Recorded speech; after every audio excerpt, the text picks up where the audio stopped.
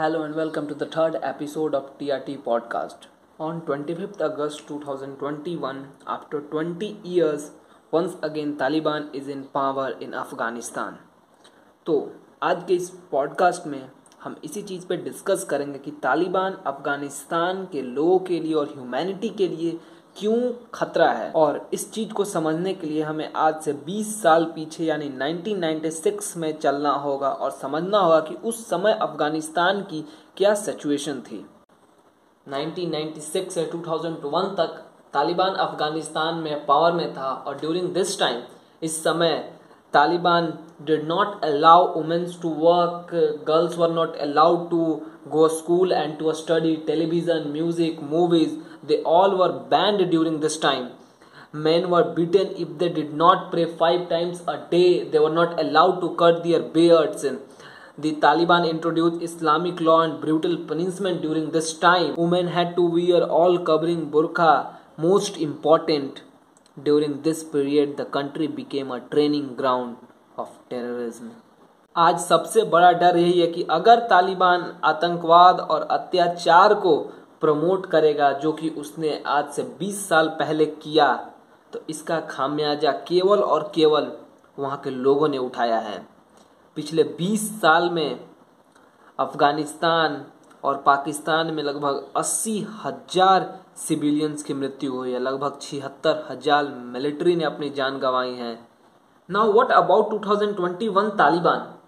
आज सबसे बड़ा सवाल ये उठ रहा है कि क्या तालिबान बदल चुका है, क्या तालिबान की मेंटालिटी बदल चुकी है, जो कि काफ़ी मुश्किल है कहना। क्या अफगानिस्तान के वुमेन्स एक बार फिर से वही चीज़ सफ़र करेंगे जो उन्होंने आज से 20 साल पहले सफ़र किया था।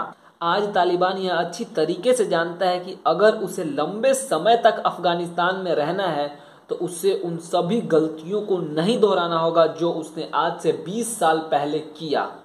यही कारण है कि तालिबान के स्पोक्स पर्सन सुहेल शहीन ने यह कहा कि वो वुमेन्स के राइट को रिस्पेक्ट करेगा, वो माइनॉरिटीज़ के राइट को रिस्पेक्ट करेगा। मंगलवार को तालिबान ने कहा कि वह चाहता है कि वुमेन भी उसकी सरकार में आकर भाग ले। तालिबान के सीनियर लीडर वहीदुल्लाह हाशमी ने यह कहा कि अफगान वुमेन्स के राइट टू वर्क और एजुकेशन, इस चीज़ को वहाँ के इस्लामिक स्कॉलर्स डिसाइड करेंगे और फिर तालिबान ये डिसीजन लेगा कि क्या वुमेन्स को काम करने देना चाहिए और क्या वहाँ की लड़कियों को स्कूल जाने देना चाहिए। वहाँ के ड्रेस, इन सभी चीज़ों पे वहाँ के इस्लामिक स्कॉलर्स ही डिसाइड करेंगे और फिर ये डिसीजन लिया जाएगा। तालिबान ने यह भी कहा कि वो मीडिया को छूट दे रहा है कि वो उसे क्रिटिसाइज कर सकता है। तालिबान ने प्रेस कॉन्फ्रेंस किया, ऐसी बड़ी बड़ी बातें कर रहा है वुमेन्स राइट पे, इन सभी चीज़ों पे, लेकिन क्या एक्चुअली ये रियलिटी है? क्या यही ग्राउंड रियलिटी है? तो इसका आंसर है एब्सोल्युटली नो, ऐसा बिल्कुल भी नहीं है। अफगानिस्तान में ग्राउंड रियलिटी इन सभी चीज़ों से काफ़ी अलग है। जब तालिबान ने अपना पहला प्रेस कॉन्फ्रेंस किया उससे 1 घंटे पहले ही तालिबान के मिलिटेंट ने एक महिला को मार डाला क्योंकि उसने पब्लिक प्लेस में अपने सर को कवर नहीं किया था।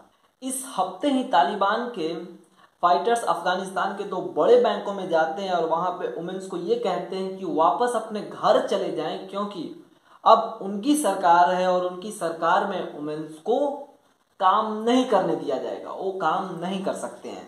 आज जब अफगानिस्तान में तालिबान के खिलाफ प्रोटेस्ट हो रहा है तो वहां पे तालिबान ओपन फायर करा रहा है, वहां के प्रोटेस्टर्स पे वायलेंट हो रहा है, जाने जा रही हैं, लोग घायल हो रहे हैं। इसके बावजूद तालिबान कह रहा है कि उसके हाथ में अफगानिस्तान सुरक्षित है और वुमेन्स के राइट को प्रिवेंट करके रखेगा।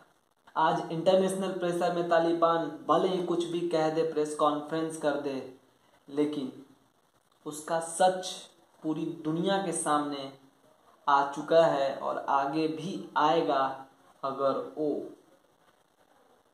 वहाँ अत्याचार और टेररिज्म को। दोस्तों, मेरा काम ऐसे ही इंपॉर्टेंट इश्यूज और इंपॉर्टेंट टॉपिक्स को आसान भाषा में आप तक पहुंचाने का है। तो अगर आपको मेरा काम अच्छा लगता है तो आप मुझे सपोर्ट करने के लिए मेरे चैनल को सब्सक्राइब कीजिए, बेल आइकन को प्रेस कीजिए, ताकि आगे जब भी मैं ऐसे ही इंपॉर्टेंट इश्यूज और इंपॉर्टेंट टॉपिक्स पे रियलिटी टॉक और रियलिटी कन्वर्सेशन करूं तो उसकी अपडेट सबसे पहले आप तक पहुंचे। और अगर आप मुझसे कनेक्ट होना चाहते हैं तो आप मेरे व्हाट्सएप ग्रुप को ज्वाइन कर सकते हैं, या फिर आप मुझे कू इंस्टाग्राम पे फॉलो भी कर सकते हैं। आज के लिए बस इतना ही। वापस फिर होगी मुलाकात एक और नई वीडियो में, तब तक के लिए